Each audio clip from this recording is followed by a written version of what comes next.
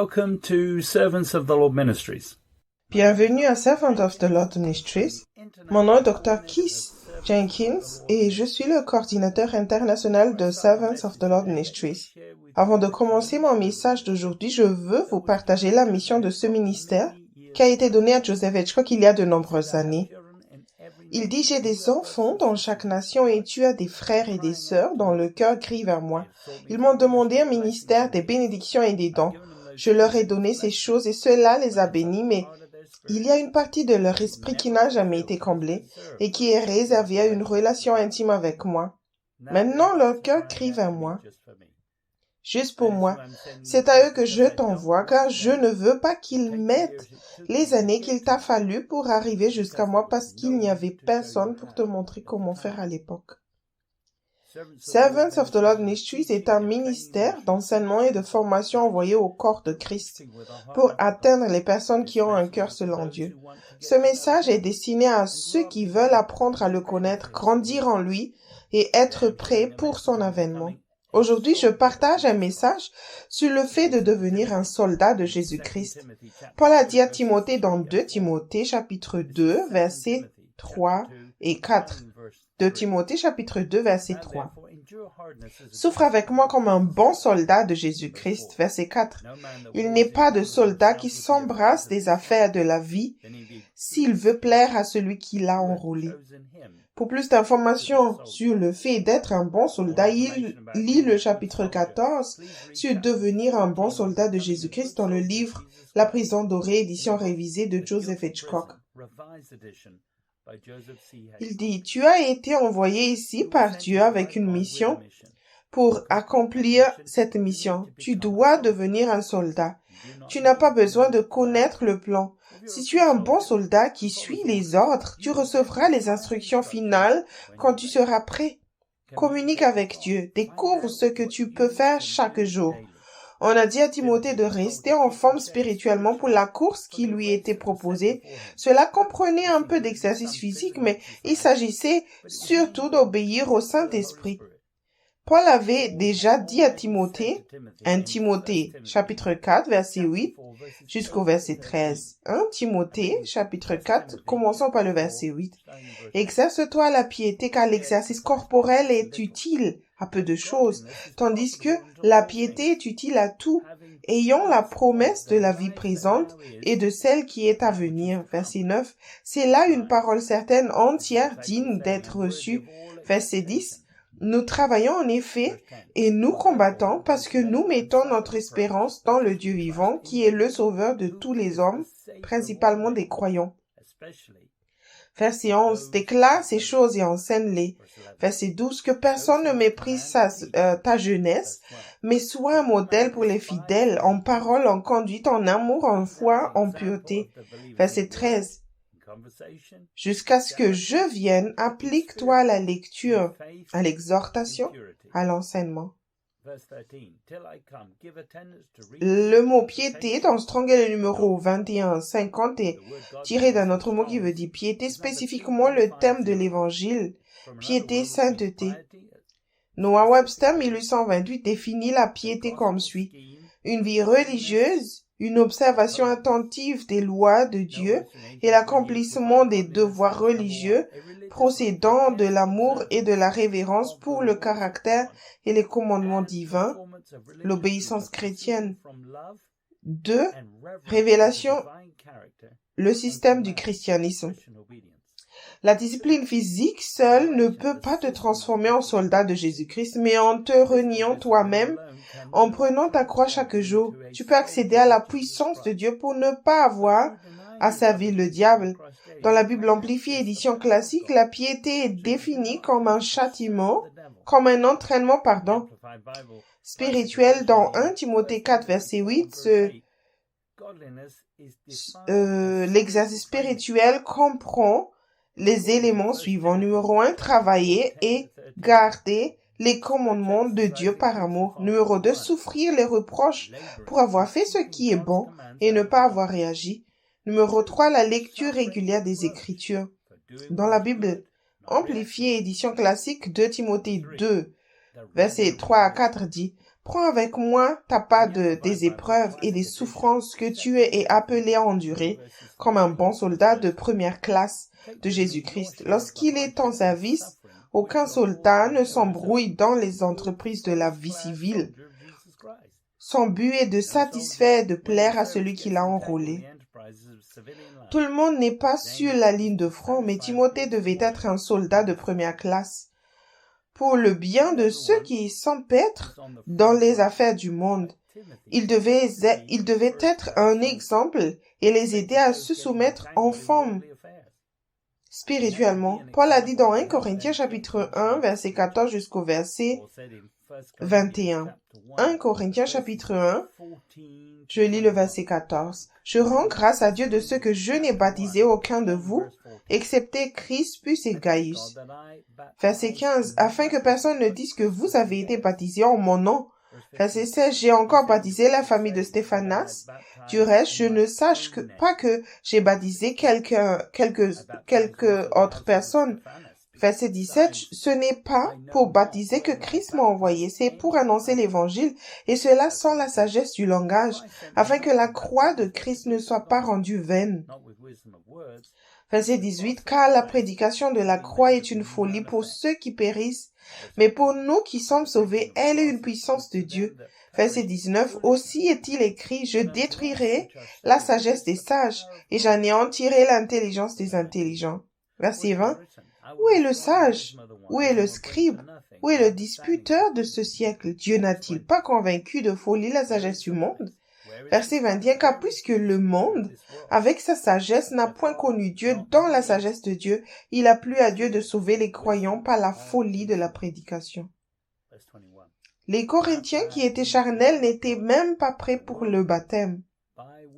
Paul ne pouvait baptiser que 2 personnes, à part une famille qui suivait activement Christ dans une grande assemblée.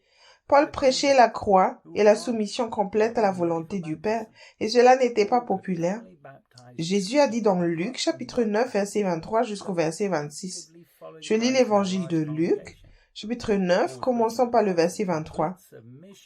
Puis il dit à tous, « Si quelqu'un veut venir après moi, qu'il renonce à lui-même, qu'il se charge chaque jour de sa croix et qu'il me suive. » Verset 24. « Car celui qui voudra sauver sa vie la perdra, mais celui qui la perdra à cause de moi la sauvera. » Verset 25. « Et que servirait-il à un homme de gagner tout le monde s'il se détruisait ou se perdait lui-même? » Verset 26. « Car quiconque aura honte de moi et de mes paroles, le Fils de l'homme aura honte de lui quand il viendra dans sa gloire et dans celle du Père et des saints anges. » Beaucoup croient un mensonge selon lequel on peut être prêt sans suivre Christ, mais se rendent compte ensuite qu'il est trop tard pour faire quoi que ce soit. Même si tu veux t'engager personnellement sur le chemin étroit, cela est considéré comme extrême ou inutile par ceux qui ont honte de l'enseignement de Jésus-Christ. Paul a dit dans Romains 11, verset 22, « Considère donc la bonté et la sévérité de Dieu, sévérité envers ceux qui sont tombés et bonté de Dieu envers toi,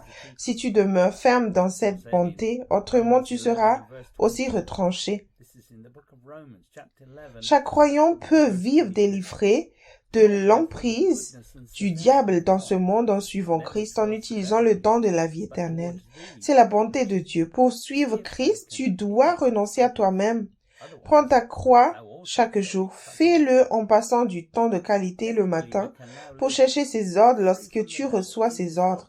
Sois fidèle dans les petites tâches que Dieu te donne chaque jour.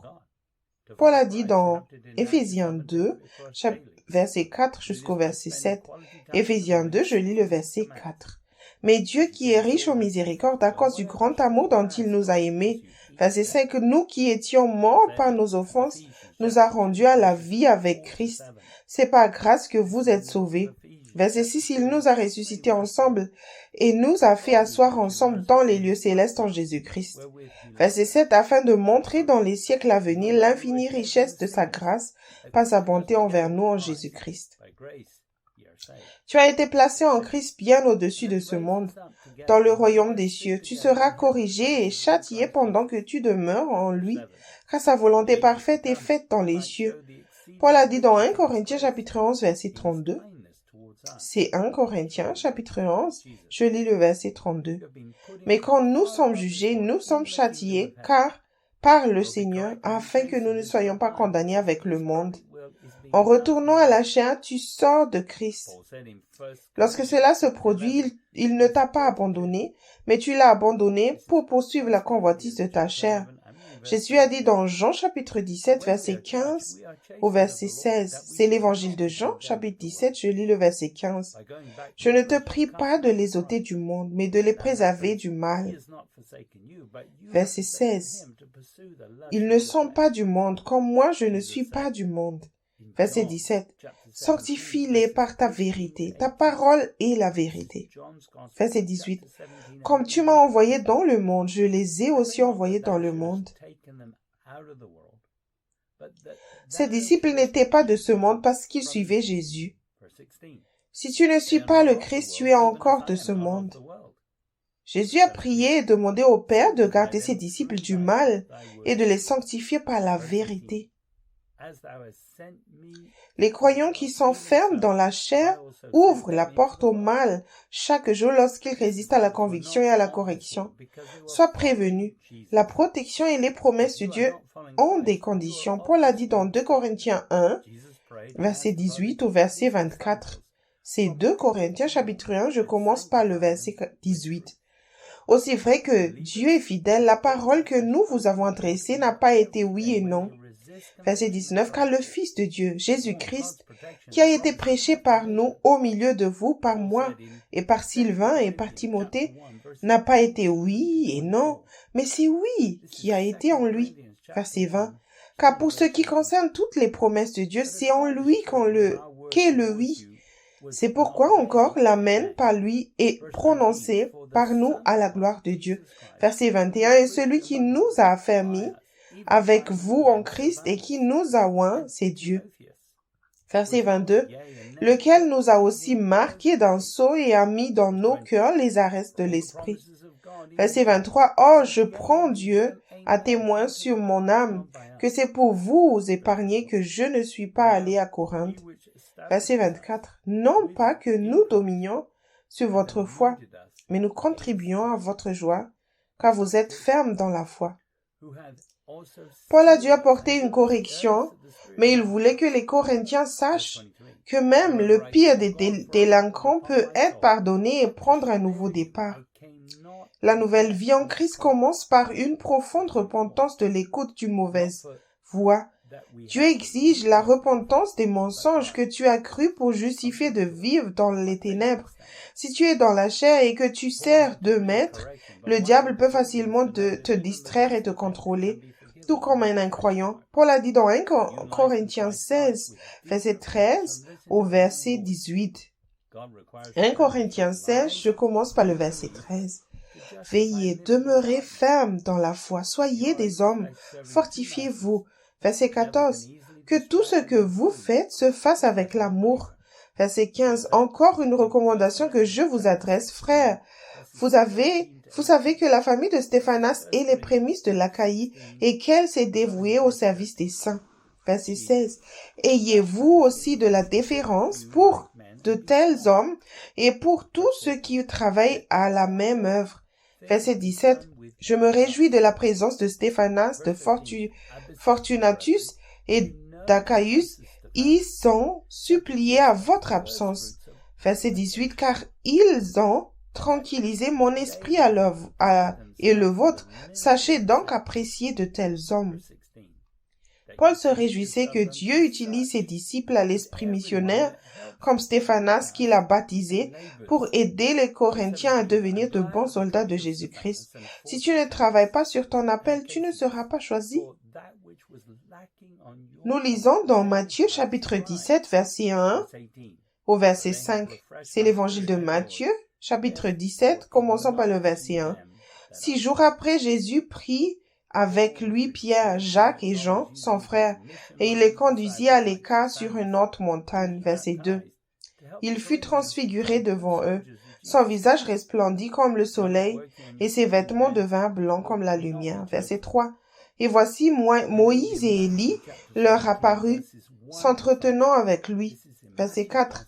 Pierre, prenant la parole, dit à Jésus, « Seigneur, il est bon que nous soyons ici. Si tu le veux, je dresserai ici 3 tentes, une pour toi, une pour Moïse et une pour Élie. » Verset 5.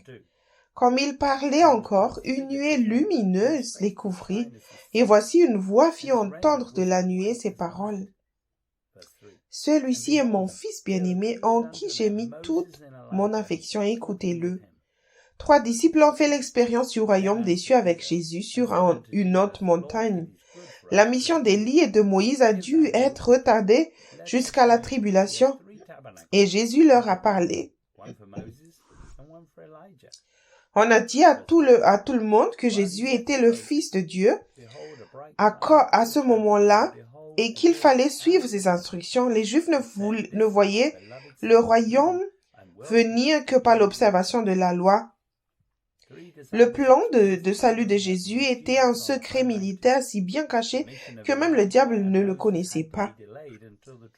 Paul a dit dans 1 Corinthiens 2, chapitre 7, jusqu'au verset 9. 1 Corinthiens, chapitre 2, je commence par le verset 7. Nous prêchons la sagesse de Dieu, mystérieuse et cachée que Dieu, avant les siècles, avait destinée pour notre gloire. Verset 8. Sagesse qu'aucun des chefs de ce siècle n'a connue, car s'ils l'eussent connue, ils n'auraient pas crucifié le Seigneur de gloire. Verset 9.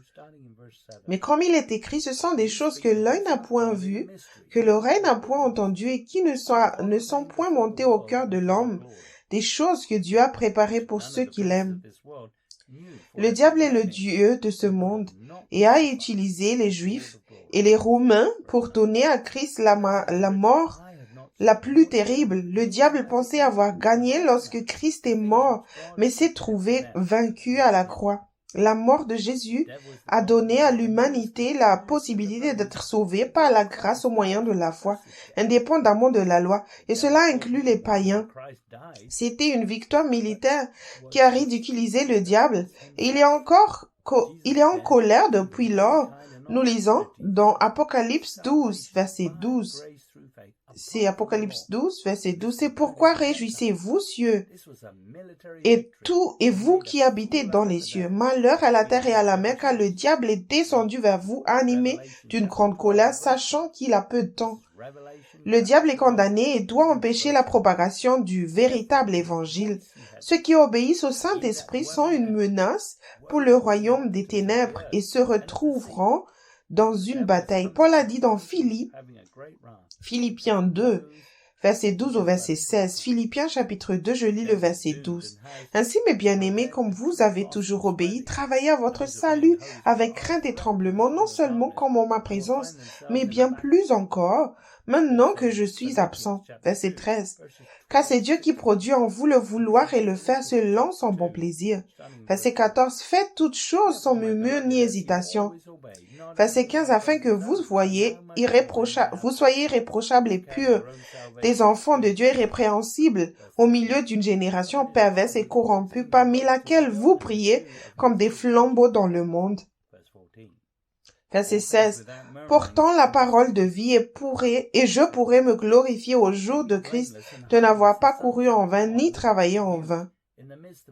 Lorsque tu seras un soldat de première classe de Jésus-Christ, les autres verront qu'il n'y a aucune excuse pour ne pas faire ce que Dieu ordonne. Ils te verront par grâce demander à Dieu ce qu'il faut faire quand tu es tenté de te plaindre, de murmurer ou de te disputer. Jean dit dans 1 Jean, chapitre 3, verset 8, « Celui qui pêche est du diable, car le diable pêche dès le commencement. Le Fils de Dieu parut afin de détruire les œuvres du diable. Si tu obéis systématiquement au commandement de Dieu, tu grandiras et tu feras les mêmes œuvres que Jésus et tu détruiras les œuvres du diable. Commence par éliminer les mensonges que tu croyais être la vérité. Les mensonges qui te poussent à pécher te séparent de Dieu et te séparent aussi de sa provision. Jésus a dit dans Matthieu 6, verset 24 jusqu'au verset 34. C'est l'évangile de Matthieu, chapitre 6, je commence par le verset 24. Nul ne peut servir de maître, car ou il haïra l'un et aimera l'autre, ou il s'attachera à l'un et méprisera l'autre. Vous ne pouvez servir Dieu et maman. Verset 25. C'est pourquoi je vous dis, ne vous inquiétez pas pour votre vie de ce que vous mangerez, ni pour votre corps de quoi vous serez vêtus. La vie n'est-elle pas plus que la nourriture, et le corps plus que le vêtement? Verset 26. Regardez les oiseaux du ciel, ils ne sèment ni ne moissonnent, et ils n'amassent rien dans des greniers, et votre Père céleste les nourrit. Ne valez-vous pas beaucoup plus qu'eux? Verset 27. Qui de vous, par ses inquiétudes, peut ajouter une coudée à la durée de sa vie? Verset 28.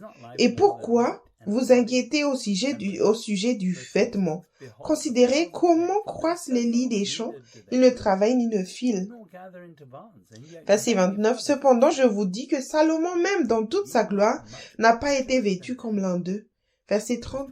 Si Dieu revêt ainsi l'herbe des champs, qui existe aujourd'hui, et qui demain sera jeté au feu, ne vous vêtira-t-il pas, à plus forte raison, gens de peu de foi? Verset 31. Ne vous inquiétez donc point, et ne dites pas que mangerons-nous, que boirons-nous, de quoi serons-nous vêtus? Verset 32. Car toutes ces choses, ce sont les païens qui les recherchent. Votre Père céleste sait que vous en avez besoin. Verset 33. Cherchez premièrement le royaume et la justice de Dieu, et toutes ces choses vous seront données par-dessus. Verset 34. Ne vous inquiétez donc pas du lendemain, car le lendemain aura soin de lui-même. À chaque jour suffit sa peine. Cherche chaque jour à faire ce qu'il dit, de la façon dont il le dit, et il y pourvoira. Le diable a peur de quiconque suit Christ avec les ordres de Dieu et reçoit des provisions quotidiennes comme un soldat sur la ligne de front. Paul a dit dans Éphésiens 5, verset 1 au verset 14, Éphésiens chapitre 5, je commence par le verset 1. Devenez donc les imitateurs de Dieu comme des enfants bien-aimés. Verset 2, et marchez dans l'amour à l'exemple de Christ, qui nous a aimés et qui s'est livré lui-même à Dieu pour nous comme une offrande, un sacrifice de bonne odeur. Verset 3. Que l'impudicité, qu'aucune espèce d'impureté et que la cupidité ne soient pas même nommées parmi vous, ainsi qu'il convient à des saints. Verset 4. Qu'on n'entende ni paroles déshonnêtes, ni propos insensés, ni plaisanteries, choses qui sont contraires à la bienséance, qu'on entende plutôt des actions de grâce. Verset 5. Car sachez-le bien, aucun impudique ou impur ou cupide, c'est-à-dire idolâtre, n'a d'héritage dans le royaume de Christ et de Dieu. Verset 6. Que personne ne vous séduise par de vains discours, car c'est à cause de ces choses que la colère de Dieu vient sur les fils de la rébellion. Verset 7. N'ayons donc aucune part avec eux. Verset 8. Autrefois vous étiez ténèbres et maintenant vous êtes lumière dans le Seigneur. Marchez comme des enfants de lumière. Verset 9. Car le fruit de la lumière consiste à toutes sortes de bonté, de justice et de vérité. Verset 10. Examinez ce qui est agréable au Seigneur. Verset 11. Et ne prenez point part aux œuvres infructueuses des ténèbres, mais plutôt condamnez-les. Verset 12. Car il est honteux de dire ce qu'ils font en secret. Verset 13. Mais tout ce qui est condamné est manifesté par la lumière, car tout ce qui est manifesté est lumière. Verset 14. C'est pour cela qu'il est dit, réveille-toi, toi qui dors, relève-toi d'entre les morts, et Christ éclairera. Tu peux te mettre en colère lorsque le diable te combat ouvertement, mais c'est mieux que de rester endormi. Chaque fois que tu crois un mensonge et que tu trouves une excuse pour le péché, tu donnes la victoire au diable sans te battre. Il y a une guerre en cours qui serait déjà terminée. Jésus n'était pas aux commandes. En trouvant des excuses pour le péché, tu facilites la tâche au diable, qui la prochaine fois utilisera à nouveau les mêmes excuses. Le diable utilise la propagande et les mensonges pour que l'Église reste à l'aise et gagne sans se battre. Commence par te soumettre à Dieu. Jacques dit dans Jacques, chapitre 4, verset 7, « Soumettez-vous donc à Dieu, résistez au diable et il fuira loin de vous. » Tu peux être en infériorité numérique avec une tâche à accomplir sans aucune ressource. et être entouré d'autres croyants nés de nouveau qui te tirent dans le dos, parce que tu es si passionné par le fait d'être un bon soldat de Jésus-Christ. Dieu n'attend pas de toi que tu fasses le travail. Dieu a le plan, alors n'essaie pas de le découvrir toi-même et d'empirer les choses. Tout fonctionne par la foi et l'endurance et la patience. En tant que soldat, tout ton approvisionnement passe par le système de communication. Cela ne te dérange pas de perdre d'autres choses, mais non ton téléphone. Grâce au téléphone, tu reçois ton soutien, tes provisions, et tu es également au courant de toutes les choses que l'ennemi fait. Jésus a dit dans Jean chapitre 10, verset 27 au verset 30. C'est l'évangile de Jean, chapitre 10, je lis le verset 27. « Mes brebis entendent ma voix, je les connais, et elles me suivent. Je leur donne la vie éternelle, et elles ne périront jamais, et personne ne les ravira de ma main. » Verset 29. « Mon Père qui me les a donnés est plus grand que tous, et personne ne peut les ravir de ma main, de la main de mon Père. » Verset 30. « Moi et le Père, nous sommes un. » Il est impossible de perdre la guerre ou de périr si tu entends sa voix et si tu apprends à le connaître avec le don de la vie éternelle. Assure-toi que tu as foi en ce que Dieu a dit avec toutes ses instructions.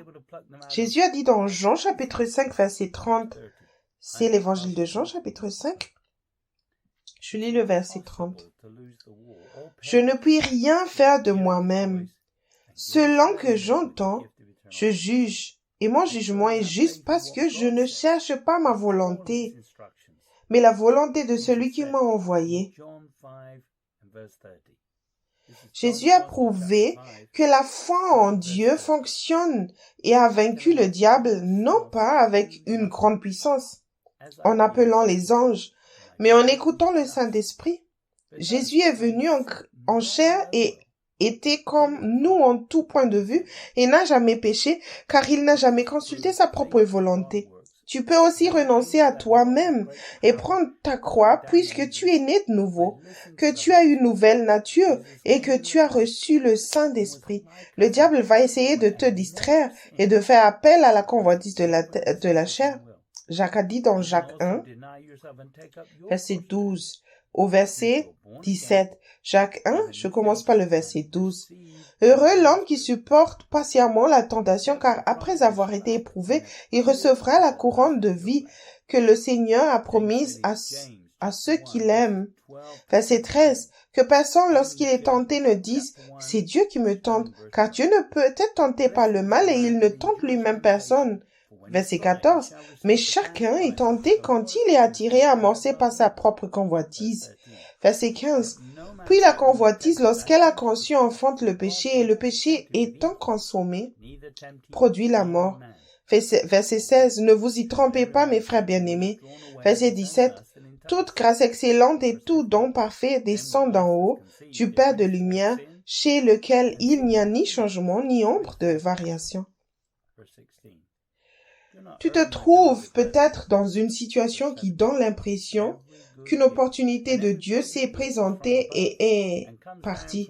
À ce moment-là, crie à Dieu et il peut fournir une solution et te donner la victoire. Tu auras un merveilleux témoignage plus tard.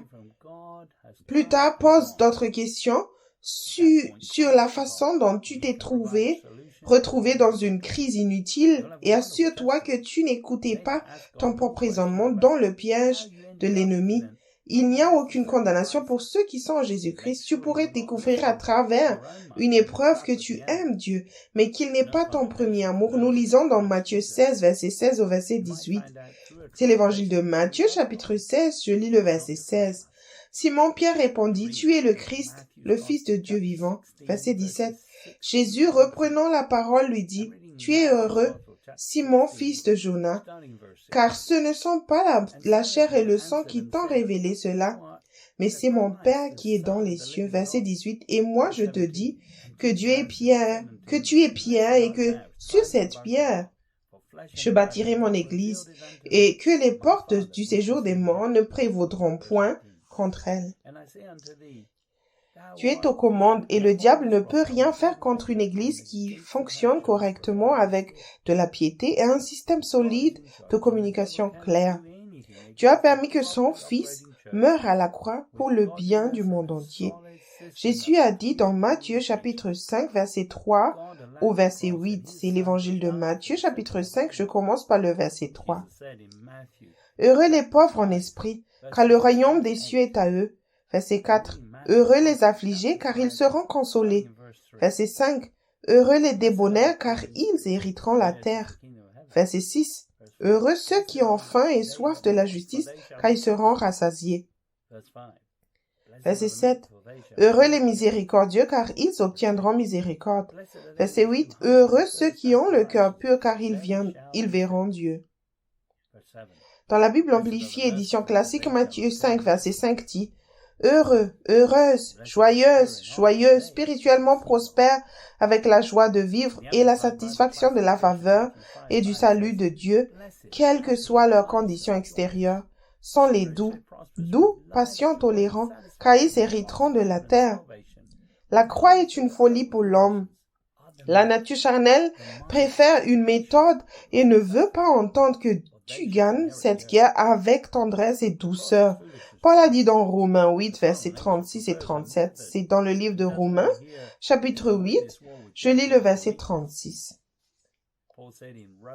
Selon qu'il est écrit, c'est à cause de toi que qu'on nous met à mort tout le jour, qu'on nous regarde comme des brebis destinées à la boucherie. Verset 37, mais dans toutes ces choses, nous sommes plus que vainqueurs par celui qui nous a aimés. Dieu peut te mettre KO au premier rang quand tu ne l'aides pas. Apprends à être humble, fais confiance au Seigneur et ne pense pas à ta propre vie. Le diable a été vaincu de nombreuses fois dans l'histoire par ceux qui sont prêts à endurer et qui ne se soucient pas de leur propre bien-être en écoutant, en faisant confiance et en obéissant. Jésus faisait référence à son propre enseignement et a dit ceci dans Matthieu 7, verset 24 jusqu'au verset 27. C'est l'évangile de Matthieu, chapitre 7. Je lis le verset 24. C'est pourquoi quiconque entend ces paroles que je dis et les met en pratique sera semblable à un homme prudent qui a bâti sa maison sur le roc. Verset 25, la pluie est tombée, les torrents sont venus, les vents ont soufflé et se sont jetés contre cette maison. Elle n'est point tombée parce qu'elle était fondée sur le roc. Verset 26, mais quiconque entend ces paroles que je dis et ne les met pas en pratique sera semblable à un homme insensé qui a bâti sa maison sur le sable. Verset 27, la pluie est tombée, les torrents sont venus, les vents ont soufflé et ont battu cette maison. Elle est tombée et sa ruine a été grande. Ceux qui appellent Jésus Seigneur lorsqu'il reviendra pour son époux seront laissés derrière et se réveilleront pendant la tribulation. Ils passeront par un véritable brisement. Une multitude de gens laissés derrière s'humilieront et apprendront rapidement à obéir à l'Esprit en toutes choses et à ne plus s'appuyer sur leur propre compréhension. Nous lisons dans Apocalypse 7, verset 9 au verset 17. Apocalypse 7, verset 9. Après cela, je regardai et voici, il y avait une grande foule que personne ne pouvait compter, de toute nation, de toute tribu, de tout peuple et de toute langue. Ils se tenaient devant le trône et devant l'agneau, revêtus de robes blanches et des palmes dans leurs mains. Verset 10. Et ils criaient d'une voix forte en disant, le salut est à notre Dieu qui est assis sur le trône et à l'agneau. Verset 11. Et tous les anges se tenaient autour du trône, et les vieillards et des 4 êtres vivants, et ils se prosternèrent sur leur face devant le trône, et ils adorèrent Dieu. Verset 12 en disant, Amen. La louange, la gloire, la sagesse, l'action de grâce, l'honneur, la puissance et la force soient à notre Dieu au siècle des siècles. Amen. Verset 13. Et l'un des vieillards prit la parole et me dit, ceux qui sont revêtus de robes blanches, qui sont-ils? Et d'où sont-ils venus? Je lui dis, mon Seigneur, tu le sais. Il me dit, ce sont ceux qui viennent de la grande tribulation. Ils ont lavé leurs robes et ils les ont blanchis dans le sang de l'agneau. Verset 15. C'est pour ceux-là qui sont devant le trône de Dieu et le servent jour et nuit dans son temple. Celui qui est assis sur le trône dressera sa tente sur eux. Verset 16. Ils n'auront plus faim, ils n'auront plus soif et le soleil ne les frappera point, ni aucune chaleur. Verset 17. Car l'agneau qui est au milieu du trône les paîtra et les conduira aux sources des eaux de la vie, et Dieu essuiera toute larme de leurs yeux. Beaucoup souffriront de la faim, de la soif, et seront laissés dehors dans la chaleur pendant la tribulation, mais ne renieront pas le Seigneur. Nous lisons dans Apocalypse 12, verset 11. Ils l'ont vaincu à cause du sang de l'agneau et à cause de la parole de leur témoignage, et ils n'ont pas aimé leur vie jusqu'à craindre la mort. Donc, dans chaque génération, ceux qui font confiance au Seigneur ne seront pas vaincus. Ils accompliront leur mission et donneront la bonne confession que Jésus est Seigneur dans le cadre de leur appel. Paul a dit dans Actes chapitre 20, verset 17 au verset 25. C'est Actes chapitre 20, je lis le verset 17, pardon. Cependant, de Milet, Paul envoya chercher à Éphèse les anciens de l'Église. Lorsqu'ils furent arrivés vers lui, il leur dit, « Vous savez de quelle manière, depuis le premier jour où je suis entré en Asie, je me suis sans cesse conduit avec vous. Servons le Seigneur en toute humilité avec l'âme et au milieu des épreuves que me suscitaient les embûches des Juifs. » Verset 20, vous savez que je n'ai rien caché de ce qui vous était utile, et ce n'était pas craint de vous pécher et de vous enseigner publiquement et dans les maisons. Verset 21, annonçons aux Juifs et aux Grecs la repentance envers Dieu et la foi en notre Seigneur Jésus-Christ. Verset 22, et maintenant voici lié par l'Esprit, je vais à Jérusalem, ne sachant pas ce qui m'y arrivera. Verset 23, seulement de ville en ville, l'Esprit Saint m'avertit que des liens et des tribulations m'attendent. Verset 24, mais je ne fais pas pour moi-même aucun cas de ma vie, comme si elle m'était précieuse, pourvu que j'accomplisse ma course avec joie et le ministère que j'ai reçu du Seigneur Jésus d'annoncer la bonne nouvelle de la grâce de Dieu. Verset 25, et maintenant voici, je sais que vous ne verrez plus mon visage, vous tous au milieu desquels j'ai passé en prêchant le royaume de Dieu. L'Église clandestine de nombreux pays vit aujourd'hui comme des soldats, car elle n'a pas le choix. Lorsque la persécution commence, chacun doit s'en remettre à la sagesse du Seigneur. Jacques a dit dans Jacques chapitre 1, verset 1 au verset 8. C'est le livre de Jacques chapitre 1. Je commence par le verset 1. Jacques, serviteur de Dieu et du Seigneur Jésus-Christ, aux 12 tribus qui sont dans la dispersion, salut. Verset 2. Mes frères, regardez comme un sujet de joie complète les diverses épreuves auxquelles vous pouvez être exposés. Verset 3. Sachant que l'épreuve de votre foi produit la patience. Verset 4. Mais il faut que la patience accomplisse parfaitement son œuvre, afin que vous soyez parfaits et accomplis sans faillir en rien. Verset 5. Si quelqu'un d'entre vous manque de sagesse, qu'il la demande à Dieu qui donne à tous simplement et sans reproche, et elle lui sera donnée. Verset 6, mais qu'il la demande avec foi, sans douter, car celui qui doute est semblable au flot de la mer, agité par le vent et poussé de côté et d'autre. Verset 7, qu'un tel homme ne s'imagine pas qu'il recevra quelque chose du Seigneur. Verset 8, c'est un homme irrésolu, inconstant dans toutes ses voies. Dans la Bible Message, Jacques 1, verset 5 à 8 dit, si tu ne sais pas ce que tu fais, prie le Père, il aime aider. Tu obtiendras son aide et tu ne seras pas traité avec condescendance lorsque tu la demanderas. Demande avec audace, avec foi, sans arrière-pensée. Les personnes qui s'inquiètent dans leurs prières sont comme des vagues fouettées par le vent. Ne pense pas que tu vas obtenir quoi que ce soit du Maître de cette façon, face à la dérive en mer, en gardant toutes tes options ouvertes. Les Juifs qui suivaient Jésus avaient perdu leur vie confortable à Jérusalem parce qu'ils avaient fait la bonne confession que Jésus est le Messie. Ils avaient utilisé la sagesse naturelle et maintenant ils devaient faire face aux épreuves avec patience et sagesse pieuse, divine. Ils devaient croire et ne pas douter. Tu peux croire quelque chose avec ta tête, mais As-tu éliminé les doutes dans ton cœur basés sur des mensonges qui s'échappent ensuite comme une seconde pensée? Paul a dit à Timothée dans 2 Timothée chapitre 2, verset 1 au verset 2. C'est 2 Timothée chapitre 2, verset 1. Toi donc, mon enfant, fortifie-toi dans la grâce qui est en Jésus-Christ. Verset 2. Est-ce que, et ce que tu as entendu de moi en présence de beaucoup de témoins, confie-le à des hommes fidèles qui soient capables de l'enseigner aussi à d'autres. Dans le livre La prison dorée, édition révisée, chapitre 14 sur devenir un bon soldat de Jésus-Christ, page 138, Joseph Hitchcock écrit: dans 2 Timothée 2, Paul explique l'essentiel de ce en quoi consiste le fait d'être un soldat de Jésus-Christ. Je vous suggère de prendre le temps nécessaire pour étudier ce chapitre. Il enseigne à Timothée ce qu'il a appris de Dieu. Il lui conseille aussi fortement de trouver des croyants fidèles pour les former afin qu'ils puissent à leur tour en former d'autres. Pour devenir un soldat victorieux, vous devez être formé par le Saint-Esprit. Plus vous coopérez à sa préparation en acceptant la conviction et le changement, plus vite vous serez formé. Si vous continuez à lutter avec des accès sataniques et le péché, vous n'êtes pas prêt à combattre l'ennemi sur les lignes de front. Vous ne pouvez pas détruire les œuvres du diable chez autrui si vous n'avez pas permis à Dieu de les détruire en vous. Paul a écrit sa dernière lettre à un jeune homme qu'il formait.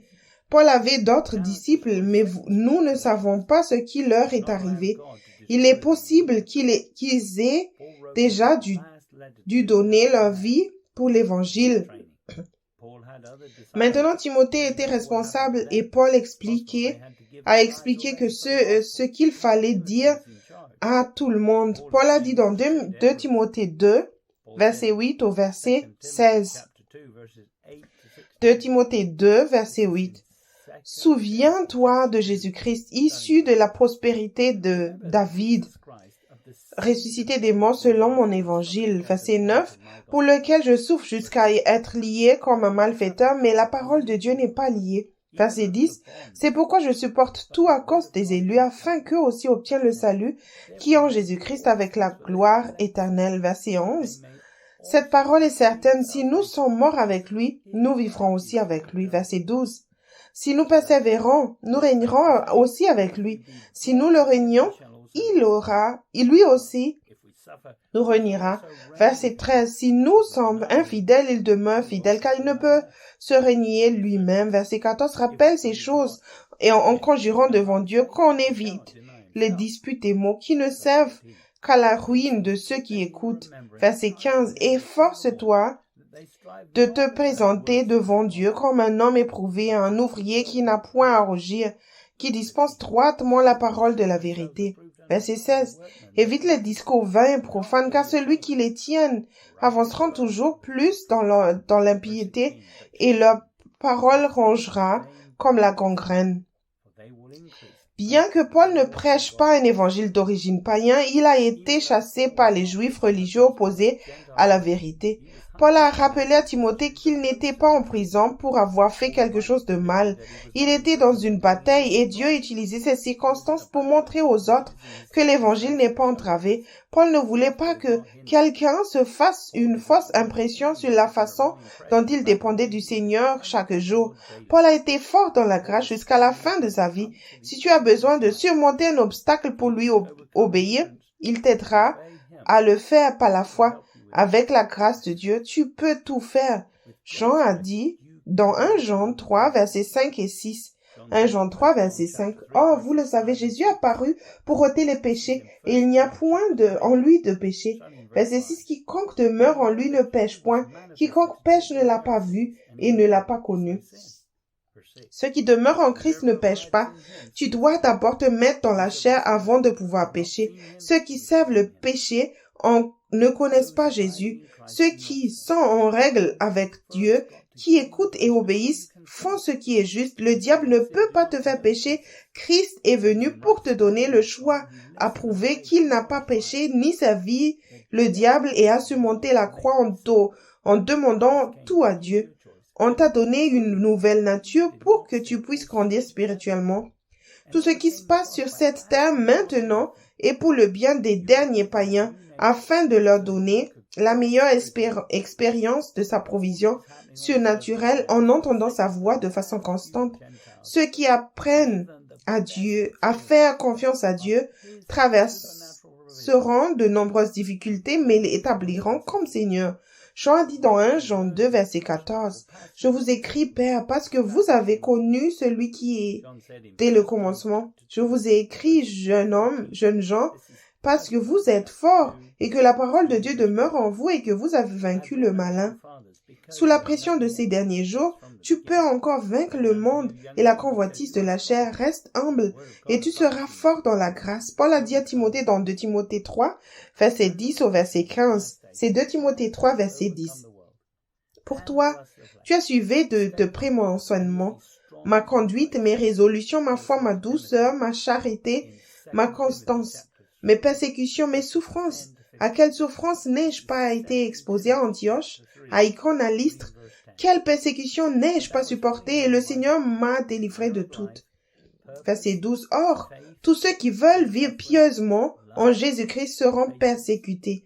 Verset 13. Mais les hommes méchants et imposteurs avanceront toujours plus dans le mal, égarant les autres et égarés eux-mêmes.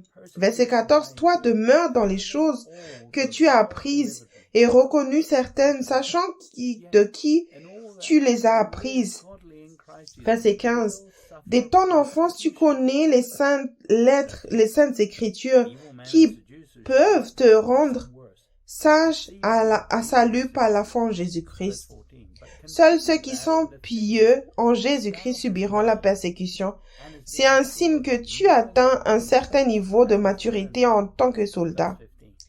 Les gens d'église ont peur de persécution, mais c'est parce qu'ils ont été trop confortables pendant trop longtemps. Le diable se prépare pour une nouvelle bataille, pour une bataille finale avec Jésus à Armageddon, et a besoin de soldats qui feront ce qu'il dit.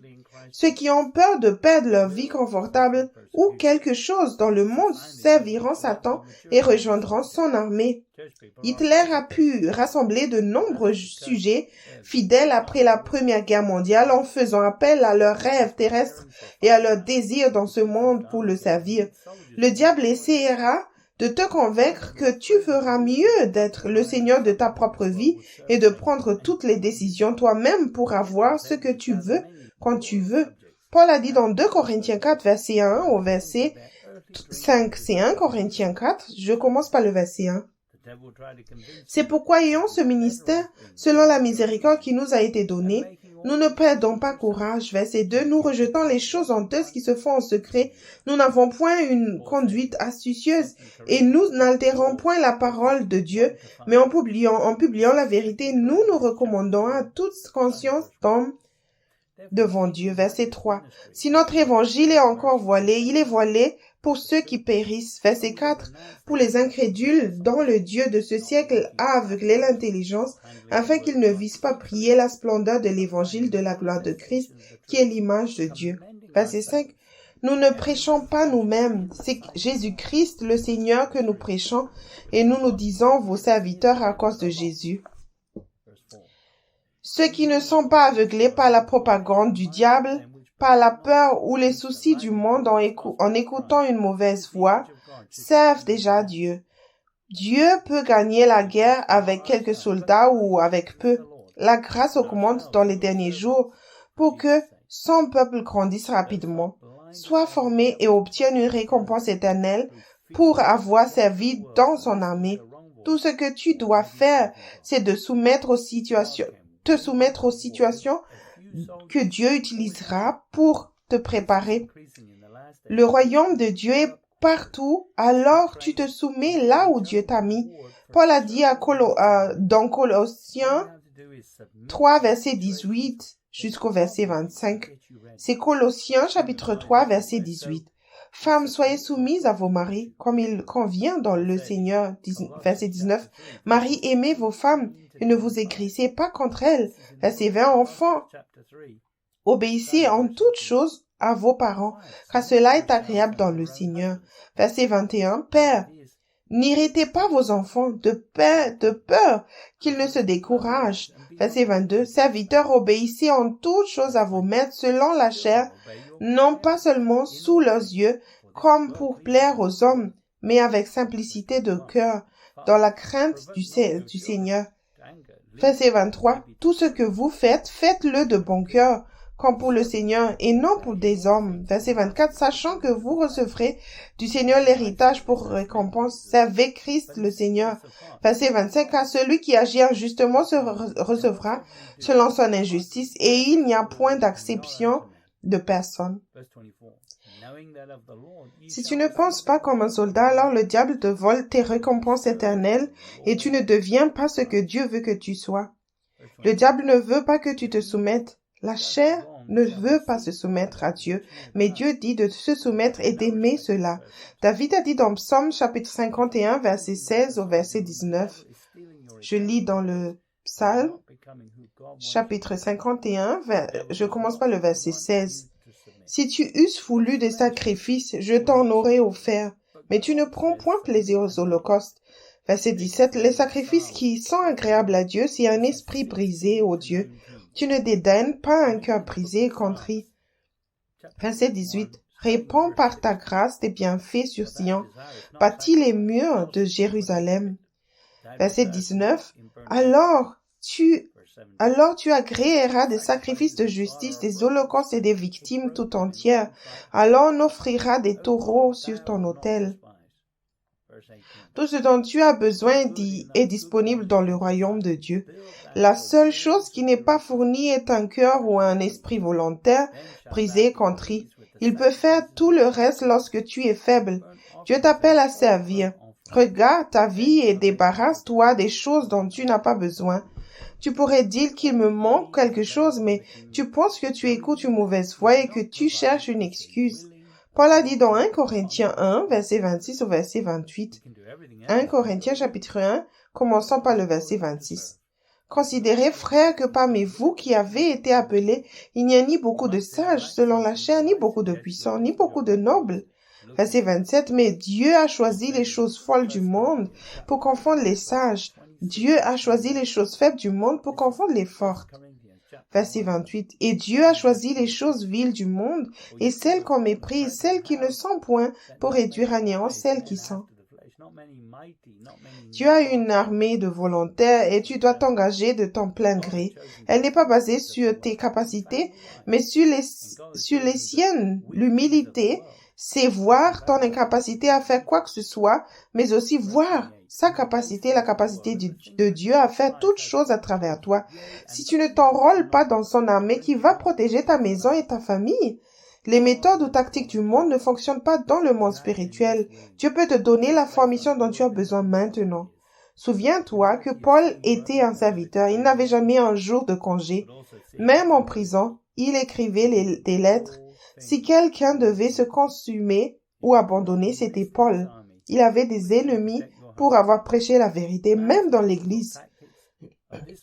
Car les gens n'aiment pas la conviction. Paul a dit dans 2 Corinthiens chapitre 10 verset 1 au verset 6. Je lis 2 Corinthiens chapitre 10, je commence par le verset 1. Moi, Paul, je vous prie par la douceur et la bonté de Christ, moi, humble d'apparence quand je suis au milieu de vous et plein d'hardiesse à votre égard quand je suis éloigné. Verset 2. Je vous prie lorsque je serai présent de ne pas me forcer à recourir avec assurance à cette hardiesse dont je me propose d'user contre quelques-uns qui nous regardent comme marchant selon la chair. Verset 3. Si nous marchons dans la chair, nous ne combattons pas selon la chair. Verset 4. Car les armes avec lesquelles nous combattons ne sont pas charnelles, mais elles sont puissantes par la vertu de Dieu pour renverser des forteresses. Verset 5. Nous renversons les raisonnements et toute hauteur qui s'élève contre la connaissance de Dieu et nous amenons toute pensée captive à l'obéissance de Christ. Verset 6. Nous sommes prêts à punir toute désobéissance lorsque votre obéissance sera complète. Le mot hardiesse dans Strong est le numéro 2292. C'est une autre forme d'un autre mot qui veut dire exercer le courage, être audacieux hardiment, avoir confiance, être confiant. Et dans le livre La prison dorée, édition révisée, chapitre 14, devenir un soldat de Jésus-Christ, page 137, Joseph Hitchcock écrit: Lorsque vous croyez, obéissez à la vérité révélée par le Saint-Esprit, vous vous échappez des prisons de Satan. Vous pouvez alors aider d'autres personnes à devenir libres en partageant la vérité avec celle-ci. La vérité partagée dans l'amour constitue votre arme principale. Paul était rejeté par les personnes même qu'il essayait d'aider. Paul avait besoin d'être fort. Il était prêt à renverser les imaginations, les forteresses, tout ce qui s'exalte contre la connaissance de Dieu. Paul ne luttait pas avec les dirigeants par des paroles, mais combattait les motivations et les attitudes erronées dans l'Église. Paul a laissé Dieu combattre à travers lui. Dans la Bible Message de Corinthiens 10, 1 à 6 dit: Et maintenant une question personnelle, mais très urgente. J'écris dans l'esprit doux mais ferme du Christ. J'entends dire que l'on me dépeint comme une personne sensible et moue quand je suis avec vous, mais dur et exigeant quand je suis à distance pour écrire des lettres. Je vous en prie, ne me forcez pas à adopter une ligne dure lorsque je suis présent avec vous. Ne croyez pas que j'hésiterai une seule minute à m'opposer à ceux qui disent que je suis un opportuniste sans principe. Ils devront avoir avalé leurs paroles. Le monde est sans scrupules, c'est la loi du plus fort dehors. Le monde n'est pas équitable, mais nous ne vivons pas et ne menons pas nos batailles, de cette façon. Nous ne l'avons jamais fait et ne le ferons jamais. Les outils de notre métier, notre travail ne servent pas à faire du marketing ou de la manipulation, mais ils servent à démolir toute cette culture massivement corrompue.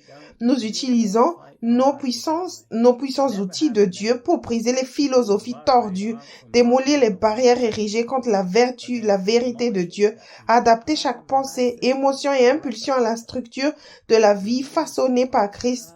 Nos outils sont prêts à être utilisés pour déblayer le terrain de toute obstruction et construire des vies d'obéissance jusqu'à maturité.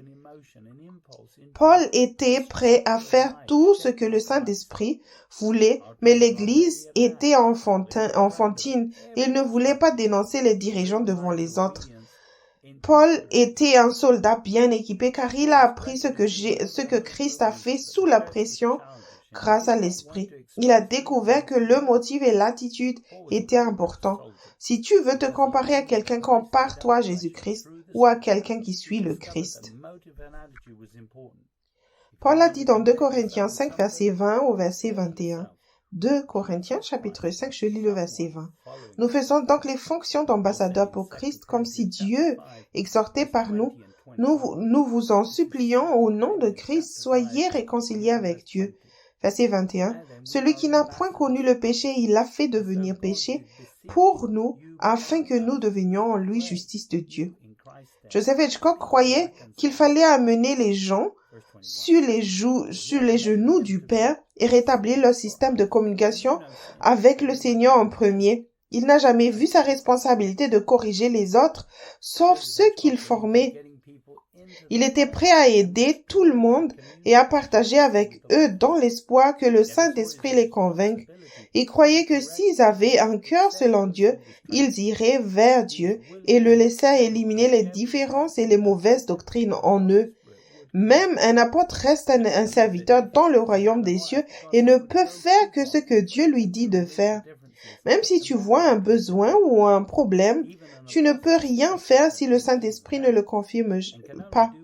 Jésus a dit dans Luc, chapitre 17, versets 9 et 10.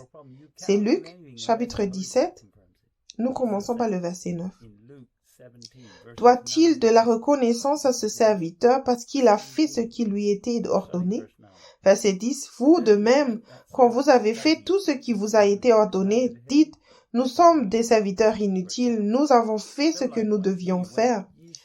Pendant ma formation, j'ai vu comment mon autorité répondait aux questions. J'ai ensuite eu pour tâche de comparer ce que j'aurais dit à la place en réponse à la même question. Lorsque la foule était renvoyée, Je pouvais en parler en privé. La personne qui m'a formé était Joseph Hitchcock et la réponse qu'il a donnée sous la direction du Saint-Esprit donnait plus de détails afin que le diable n'ait pas d'échappatoire pour faire douter quelqu'un plus tard, à moins que cette personne ne veuille croire à des mensonges. Jésus a dit dans Jean chapitre 8, verset 32 jusqu'au verset 34, c'est l'évangile de Jean chapitre 8, je lis le verset 32. Vous connaîtrez la vérité, et la vérité vous affranchira. Verset 33, ils lui répondirent, nous sommes la postérité d'Abraham, et nous ne fûmes jamais esclaves de personne. Comment dis-tu, vous deviendrez libres? Verset 34, en vérité, je vous le dis, leur répliqua Jésus, quiconque se livre au péché est esclave du péché. L'Église est divisée par des doctrines construites sur des mensonges. Ceux qui étudient la parole de Dieu avec leur pensée humaine de l'Église continue de pécher. Si tu veux connaître la vérité, trouve d'abord quelque chose dont le Saint-Esprit t'a convaincu. Ensuite, retire les forteresses du diable construites à l'aide des mensonges que tu as choisi de croire pour rendre les choses faciles à ta chair et cesse de pécher. Jésus a dit dans Matthieu 7, verset 3 au verset 8. C'est l'évangile de Matthieu, chapitre 7. Je lis le verset 3. Pourquoi vois-tu la paille qui est dans l'œil de ton frère et n'aperçois-tu pas la poutre qui est dans ton œil? Ou comment peux-tu dire à ton frère, laisse-moi ôter une paille de ton œil, toi qui as une poutre dans le tien? Verset 5. Hypocrite, ôte premièrement la poutre de ton œil, et alors tu verras comment ôter la paille de l'œil de ton frère. Verset 6. Ne donne pas les choses saintes aux chiens et ne jetez pas vos perles devant les pourceaux, de peur qu'ils ne les foulent aux pieds, ne se retournent et ne vous déchirent. Verset 7. Demandez et l'on vous donnera. Cherchez et vous trouverez. Frappez et l'on vous ouvrira. Verset 8. Car quiconque demande reçoit, celui qui cherche trouve, et l'on ouvre à celui qui frappe. Joseph Hitchcock, qui m'a formé, a pris 30 minutes ou presque 1 heure dans certains cas pour répondre aux questions des gens. Il partageait une révélation personnelle issue de sa propre recherche de la vérité. Sa réponse a permis à chaque personne de comprendre la racine du problème et qui a ouvert la porte au diable par son incrédulité et son ignorance. La meilleure arme dont tu disposes est la vérité délivrée avec amour, basée sur la grâce et la miséricorde que tu as expérimentée chaque fois que tu as été convaincu.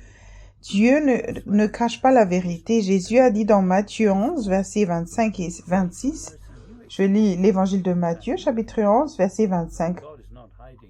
En ce temps-là, Jésus prit la parole et dit, « Je te loue, Père, Seigneur du ciel et de la terre, de ce que tu as caché ces choses aux sages et aux intelligents et de ce que tu les as révélées aux enfants. » Verset 26, « Oui, Père, je te loue de ce que tu l'as voulu ainsi. » Les démons sont des esprits agissant indépendamment de Dieu, des représentants non autorisés et illégaux du royaume des ténèbres. Les démons disent aux gens ce qu'ils veulent entendre et croire. Paul a dit dans Éphésiens 2, verset 1 jusqu'au verset 3. C'est Éphésiens chapitre 2, je commence par le verset 1. Vous étiez morts par vos offenses et par vos péchés. Verset 2, dans lesquels vous marchiez autrefois selon le train de ce monde, selon le prince de la puissance de l'air, de l'esprit qui agit maintenant dans les fils de la rébellion.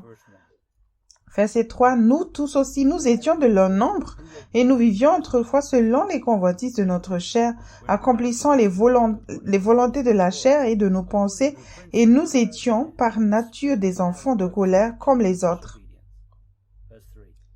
Quiconque prend encore des décisions avec sa propre tête sera utilisé par le diable comme une marionnette pour son objectif. Tu n'es pas à l'abri du diable simplement parce que tu es né de nouveau. Le diable t'incite à chercher quelque chose avant son heure pour que tu sois frustré. Les choses dont tu as besoin, Dieu te les donnera au bon moment quand tu seras bien préparé.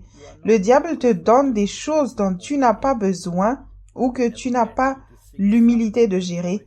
Tu obtiens tout ce que tu as besoin dans le royaume de Dieu, mais tiens les choses à la légère dans ce monde. Sinon, tu risques de t'empêtrer à nouveau. Paul a dit dans 1 Timothée chapitre 6, verset 6 au verset 10. 1 Timothée 6, commençons par le verset 6. C'est en effet une grande source de gain que la piété avec le contentement, car nous n'avons rien apporté dans le monde et il est évident que nous n'en pouvons rien emporter. Verset 8. Si donc nous avons la nourriture et le vêtement, cela nous suffira. Verset 9. Mais ceux qui veulent s'enrichir tombent dans la tentation, dans le piège et dans beaucoup de désirs insensés et pernicieux qui plongent les hommes dans la ruine et la perdition. Verset 10. Car l'amour de l'argent est une racine de tous les maux, et quelques-uns, en étant possédés, se sont égarés loin de la foi, et se sont jetés eux-mêmes dans de bien de tourments. Réjouis-toi du fait que tu as des possessions limitées dans ce monde, car tu participes à une course de foi pour montrer au monde comment fonctionne la confiance en Dieu.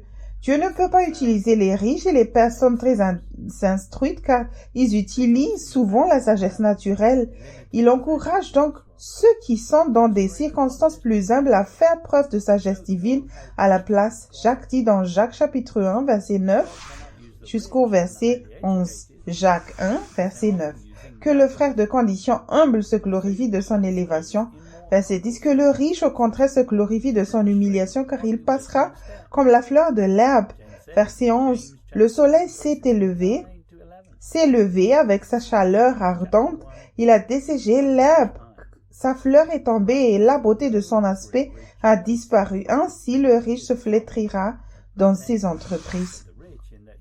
En tant que soldat dans son armée, il t'honore pour l'avoir laissé t'utiliser. Il peut te récompenser maintenant ou plus tard. Si tu ne reçois pas de récompense temporelle maintenant, tu les recevras plus tard et pour toute l'éternité. Si tu es prêt à rester dans des circonstances humbles, Dieu peut continuer à se révéler à travers toi d'une manière spéciale. Ne cherche pas à obtenir quelque chose pour toi-même, à moins que le Seigneur ne te le fournisse spécifiquement.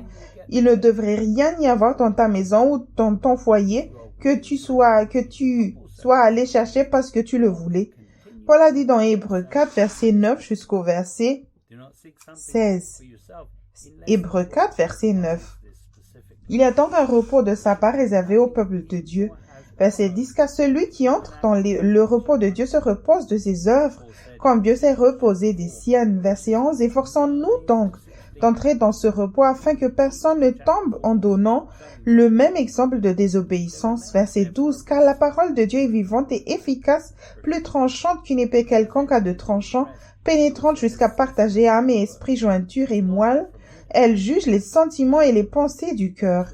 Verset 13. Nulle créature n'est cachée devant lui, mais tout est à nu et à découvert aux yeux de celui à qui nous devons rendre compte. Verset 14. Ainsi, puisque nous avons un grand souverain, sacrificateur qui a traversé les cieux, Jésus le Fils de Dieu, demeurant ferme dans la foi que nous professons. Verset 15. Car nous n'avons pas un souverain sacrificateur qui ne puisse compatir à nos faiblesses. Au contraire, il a été tenté comme nous, en toutes choses sans commettre de péché. Approchons-nous donc avec assurance du trône de la grâce, afin d'obtenir miséricorde et de trouver grâce pour être secouru dans nos besoins.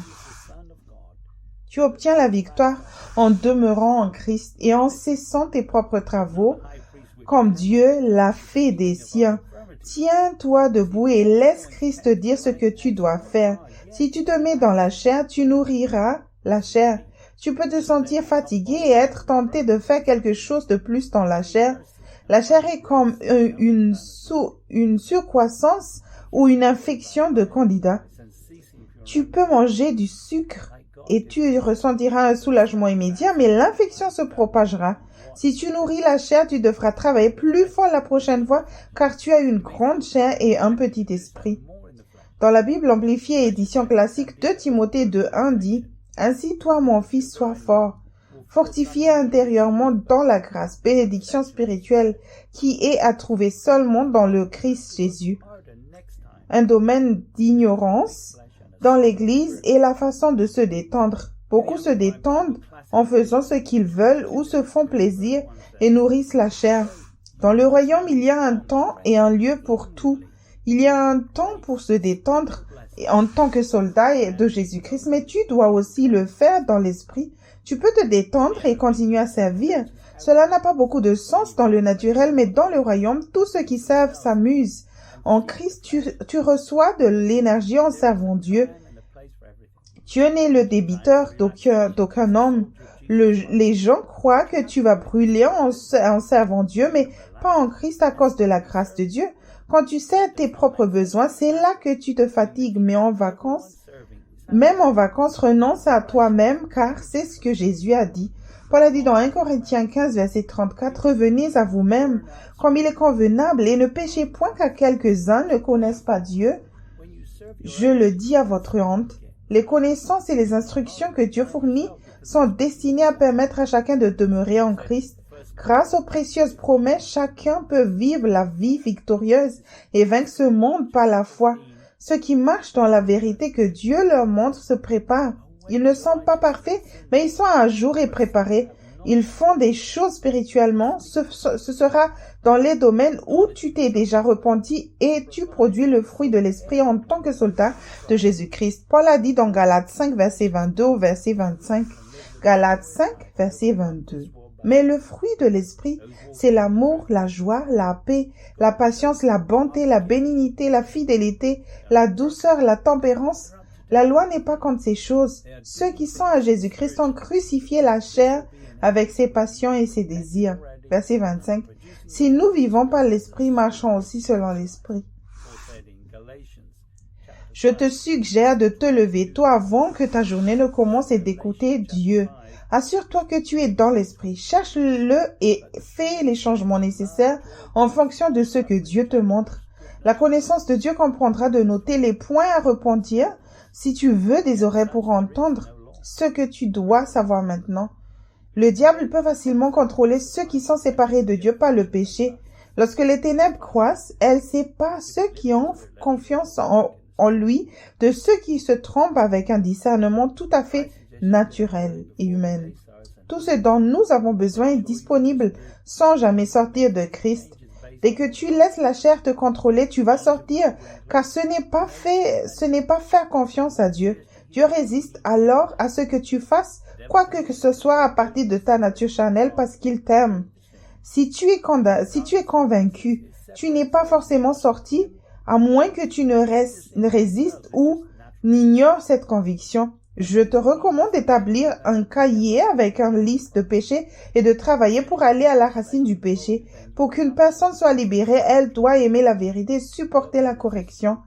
Jésus a détruit les œuvres du diable construites sur les mensonges en nous donnant un autre système d'exploitation pour que nous puissions tout demander à Dieu et arriver à la vérité. Ce n'est qu'en respectant les commandements de Jésus et en faisant confiance, en faisant quelque chose de pur que nous pouvons rester à l'abri du diable. Il n'y a rien de bon en chacun de nous. Paul a dit dans Romains 7, versets 18 et 19, c'est Romains 7, verset 18, « Ce qui est bon, je le sais, n'habite pas en moi, c'est-à-dire dans ma chair. J'ai la volonté, mais non le pouvoir de le faire, de faire le bien. » Verset 19, « Car je ne fais pas le bien que je veux et je fais le mal que je ne veux pas. » Le diable fera appel à la convoitise de la chair et utilisera la peur de subir une perte en suivant le Christ. Si tu écoutes les mensonges, c'est parce que tu as accepté la définition de la vie et de la liberté du diable. Paul a dit dans Galates 5, verset 16, c'est le livre de Galates, chapitre 5, verset 16. « Je dis donc, marchez selon l'esprit et vous n'accomplirez pas les désirs de la chair. » Dans le livre « Réveillez-vous, le temps touche à sa fin », volume 3, Maturité spirituelle, chapitre 1, sur Maturité spirituelle, à la page 9, Joseph Hitchcock écrit « J'ai constamment obéi à Galates 5, verset 16. Je dis donc, ceci, marchez selon l'esprit et vous n'accomplirez pas la convoitise de la chair. » C'était le centre d'intérêt de Paul et c'était mon centre d'intérêt. Si tu veux devenir spirituellement mature, cela doit être ton objectif. Ma chair s'est affaiblie au point qu'elle n'avait plus le pouvoir de m'empêcher d'obéir au Seigneur. Elle ne m'a pas ralenti. Puis finalement, elle n'avait plus sa place en moi. J'ai pu marcher dans les principes du royaume et grandir dans le Seigneur. Suis-je parfait? Absolument pas. Mais je passe très peu de temps dans la chair. Si je fais une erreur, je me répands rapidement. Je demande au Seigneur de me montrer comment Satan et ma chair ont pu m'égarer. Je demande des révélations divines sur la façon d'éviter de refaire cette erreur. Je ne veux pas que ma chair ait un quelconque pouvoir sur moi. Alors je maintiens l'attitude que ma chair est l'ennemi.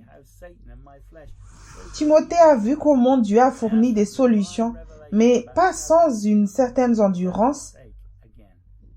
Et on lui a dit de partager cela avec l'église de Corinthe. Paul a dit dans 1 Corinthiens 4, verset 11 jusqu'au verset 17. 1 Corinthiens chapitre 4, je commence par le verset 11. Jusqu'à 7 heures, nous souffrons la faim, la soif, la nudité. Nous sommes maltraités errants ça et là. Verset 12. Nous nous fatiguons à travailler de nos propres mains, injuriés nous bénissons, persécutés nous supportons. Verset 13. Calomniés, nous parlons avec bonté. Nous sommes devenus comme les balayures du monde, le rebut de tous, jusqu'à maintenant. Verset 14. Ce n'est pas pour vous faire honte que j'écris ces choses, mais je vous avertis, comme mes enfants bien-aimés. Verset 15. Car quand vous auriez 10 000 maîtres en Christ, vous n'avez cependant pas plusieurs pères, puisque c'est moi qui vous ai engendré en Jésus-Christ par l'Évangile. Verset 16. Je vous en conjure donc, soyez mes imitateurs. Verset 17. Pour cela, je vous ai envoyé Timothée, qui est mon enfant bien-aimé et fidèle dans le Seigneur. Il vous rappellera quelles sont mes voies en Christ, quelle est la manière dont j'enseigne partout dans toutes les églises. Dans la Bible amplifiée, édition classique, 1 Corinthiens 4, 17 dit « C'est pour cette raison que j'ai envoyé Timothée, qui est mon enfant bien-aimé et digne de confiance dans le Seigneur et qui te rappellera mes méthodes de travail, ma ligne de conduite et mon mode de vie en Christ, tels que je les enseigne partout dans chacune des églises. » L'église de Corinthe se concentrait sur les dons de l'esprit, non sur les fruits de l'esprit. Paul a appelé les leaders au niveau d'instituteurs en Christ et non des enseignants, car ils ne montraient aucun signe de victoire sur le péché. Paul a demandé à Timothée de partager comment il a pu rester humble et utiliser la sagesse de Dieu pour vaincre sans jamais se mettre dans la chair sur le chemin étroit. Les chrétiens étaient tout à fait heureux d'utiliser leur propre raisonnement et considéraient que le style de vie de Paul, qui consistait à être sous pression sur le chemin étroit, était inutile. Paul a dû les mettre en garde à cause de cette attitude. Tu grandis par la repentance. L'apprentissage spirituel commence par la conviction. Une abondance de sagesse pieuse est donnée à ceux qui n'ont aucune excuse pour obéir au Saint-Esprit sur le chemin étroit et qui sont prêts à souffrir pour faire sa volonté parfaite. Pierre parlait aux jeunes convertis. 1 Pierre 5, verset 8 au verset 10. C'est 1 Pierre, chapitre 5, je commence par le verset 8. Soyez sobres, veillez, votre adversaire, le diable rôde comme un lion rugissant, cherchant qui il dévorera. Verset 9. Résistez-lui avec une foi ferme, sachant que les mêmes souffrances sont imposées à vos frères dans le monde.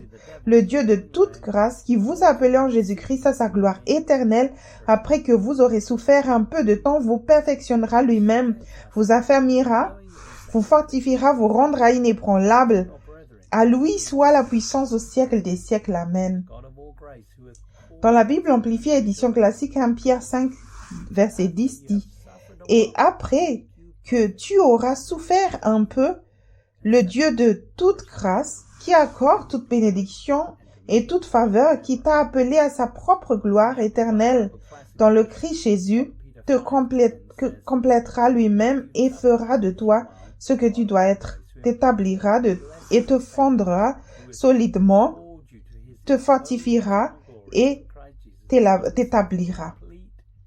Refuse de faire des œuvres mortes par peur ou pour satisfaire tes besoins personnels de la nature charnelle.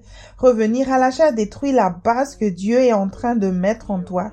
Faire à nouveau des œuvres mortes met une nouvelle racine pour la chair. En étant inébranlable dans la foi, tu pourras, premièrement, devenir entier et supprimer toute peur de la souffrance. Numéro 2.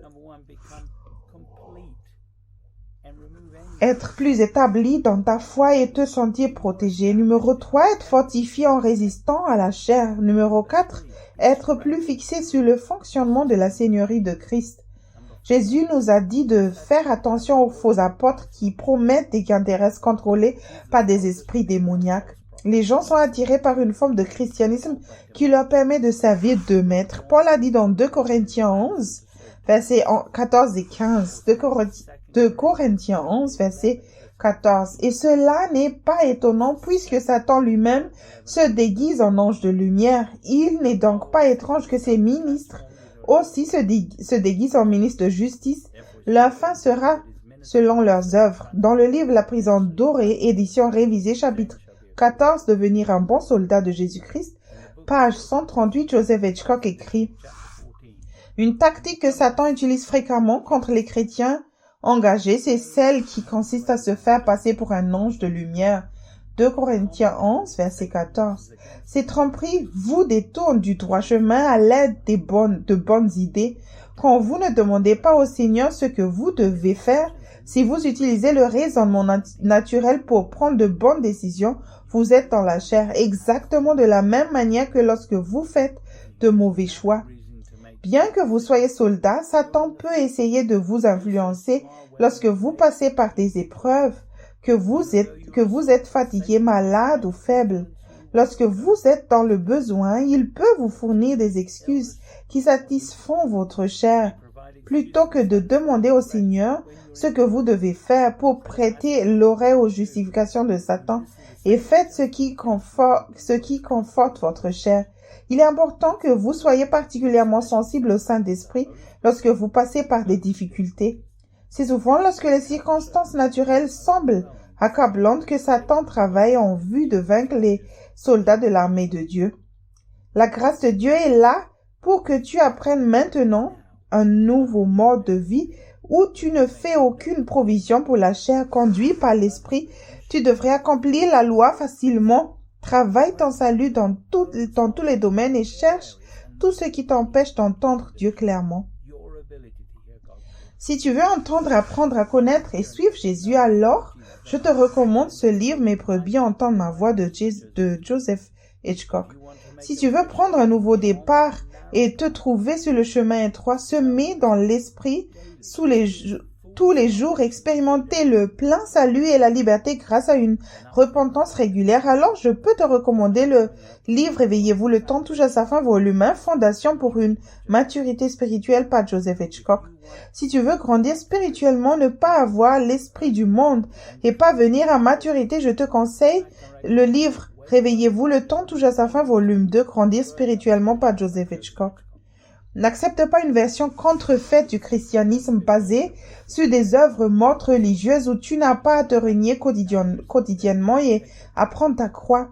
Tu dois t'assurer de t'engager sur le chemin étroit. Le chemin spacieux qui mène à la destruction est attrayant. On l'annonce par un panneau indicateur disant « Le paradis par ici » et de nombreuses personnes bien intentionnées fréquentant l'église sans sur ce chemin spacieux. Si tu sais que tu as résisté à la vérité et que tu veux savoir pourquoi, je peux te conseiller le livre La prison dorée, édition révisée de Joseph Hitchcock. Aujourd'hui, j'ai partagé un message concernant devenir un bon soldat de Jésus-Christ. C'est un bon privilège que tu as. Jésus nous a devancés afin de nous montrer le chemin. Il était venu en chair. Il nous a montré comment, par l'obéissance au Père, ce dernier a pris soin de lui. Il est celui qui détient le plan.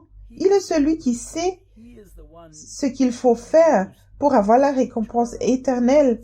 Tout ce que nous faisons dans cette vie nous coûte dans l'éternité. Et tu dois faire un choix de lui faire confiance dans ces choses. Tu ne peux rien atteindre avec ta pensée naturelle. Aujourd'hui, tu reçois une offre. Tu as entendu ce message. J'espère que ces écritures dont tu as entendu a préparé ta pensée et ton cœur pour devenir un soldat mûr d'élite de Jésus-Christ. J'espère que le Saint-Esprit a étiré ton cœur.